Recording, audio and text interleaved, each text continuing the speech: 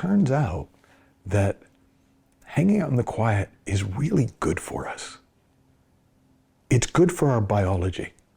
There's something very healing for the body about resting in peace. You know, we associate resting in peace with, well, you can rest when you're dead.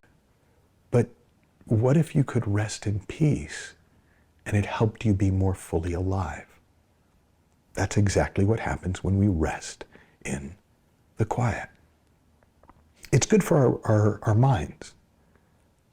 Because our minds, I don't know if you've ever noticed this, they get noisy sometimes.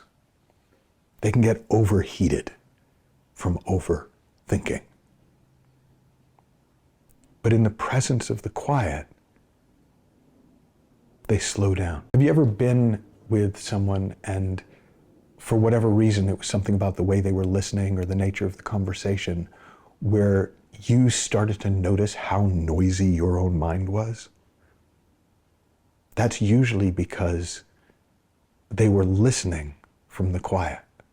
And so your mind started noticing its own agitation, and it automatically settles. So when we are touching the quiet, being touched by this quiet space within, it soothes our brains. It quiets our thinking. When we are in the quiet, we have access to the wisdom of the ages. We start to see that we know far more than we think we do, far more than we have actively, consciously learned in our life. We just kind of know stuff, and it's apparent to us. We have a truth detector. It's like the opposite of a lie detector. There's something in us that in the quiet can discern very easily between what's true with a capital T, true for all human beings, and what may or may not be true for us or for the person that we're speaking with.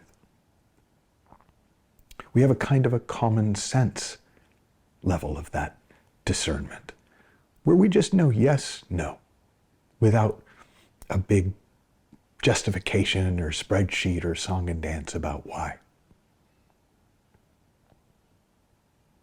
When we're in the quiet, out of that space, creativity comes.